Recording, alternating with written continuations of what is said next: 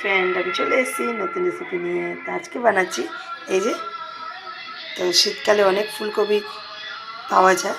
তো শীতকালে ফুলকপিটা তরকারি খেতে খেতে বোর হয়ে যায় মানুষ। তো ওই জন্য আজকে পকোড়া বানাচ্ছি। তো পকোড়াটা আমি কী করে বানাই আজকে রেসিপিটা আমি শেয়ার করছি। আপনারা দেখতে থাকুন, সাথে থাকুন, লাইক করবেন, সাবস্ক্রাইব করবেন।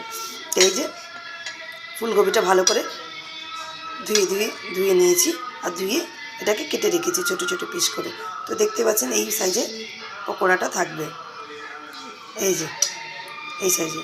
তো চলুন আমি এর মধ্যে মশলা কী কী দিই আপনাদেরকে দেখাচ্ছি। তো আপনারা দেখতে থাকুন, সাথে থাকুন।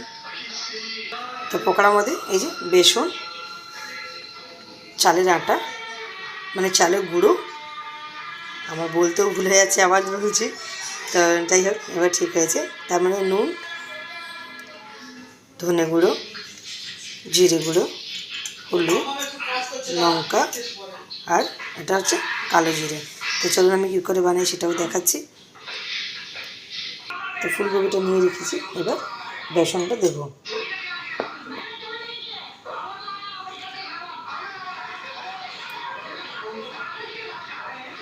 তার সাথে চালের গুঁড়োটাও দিয়ে দেবো।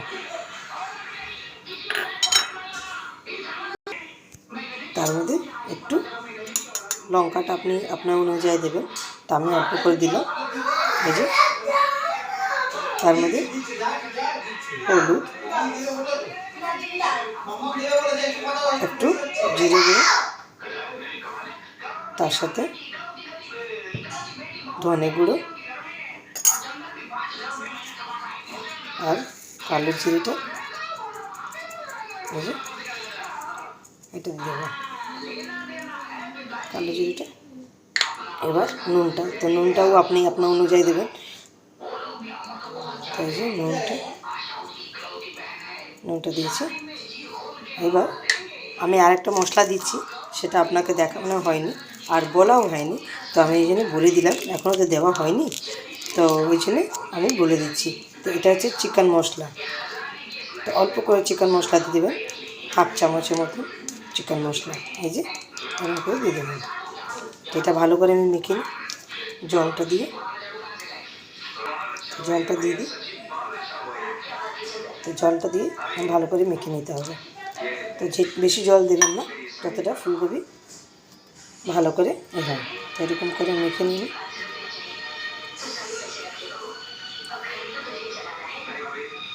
তো এই যে মাখাটা হয়ে গেছে, দেখতে পাচ্ছেন খুব সুন্দর করে মেখেছি। তো এটা 10 মিনিটের মধ্যে এরকমই থাকতে হবে, তাহলে কি মশলাগুলো ভালো করে ভিতরেটা ঢুকে যাবে। তো চলুন 10 মিনিট হয়ে যাক, এটা মাখা থাকুক। এরকম করে মেখে 10 মিনিট রাখতে হবে। 10 মিনিট হয়ে যাক, তারপরে বানানো আরম্ভ করব। এই যে 10 মিনিট হয়ে গেছে, এবার চলুন এটা বানানো আরম্ভ করি। এই যে কড়াটা বসিয়ে দিচ্ছি, কড়াটা একটু গরম হয়ে যায়।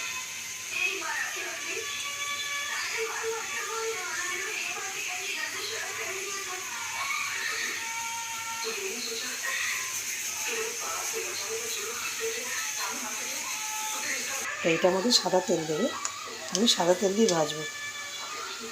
তো কড়াটা গরম হয়ে গেছে, সাদা তেলটা দিচ্ছি। একটু বেশি করে সাদা তেলটা দেবে।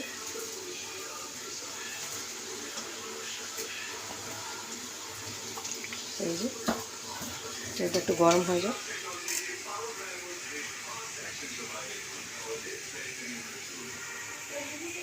এই যে সেটা তেলটা গরম হয়ে গেছে। তো আমার বলতে একটু ভুল হয়ে যাচ্ছে, তারপরে ঠিকই বলছি একটু। এবার গরম কড়াটা তেলটার মধ্যে দিচ্ছি এটা। তো হালকা আঁচ করবে, নাহলে শুদ্ধ হবে না। তো এই যে এরকম করে দিয়ে দেবো।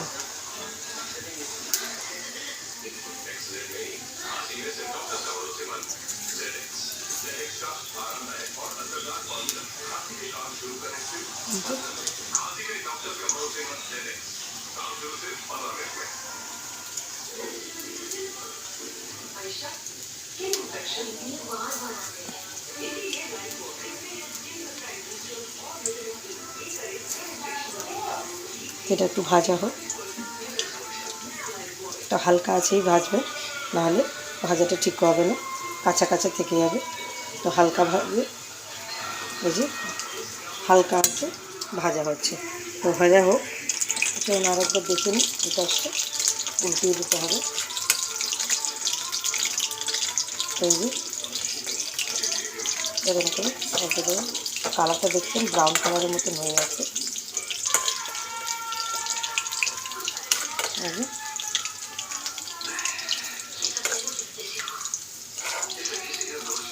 এরকম করে উল্টিয়ে দেবেন।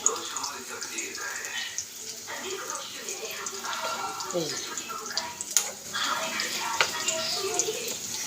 এটা আরেক পাশটা হয়ে যায়। তো চালের গুঁড়োটা দিয়েছি এই জন্যেই আপনার একটু মশমশে টাইপের হবে, তাই জন্য চালের গুঁড়োটা দিয়েছি। একটু এই সাইডটা ভাজা হয়ে যায়। এই যে ব্রাউন কালার ভাজা হয়ে গেছে, এবার নামিয়ে দেওয়া হচ্ছে। ভালো করে কড়া হয়ে গেছে, দেখতেই পাচ্ছেন আপনারা। এরকম কড়া করে ভাজবেন, এই যে আস্তে করে কড়া করে ভেজে নেবেন। এই যে ভাজা হয়ে গেছে, এটাকে নামিয়ে দিই। এটাকে নামিয়ে দিয়ে নিয়ে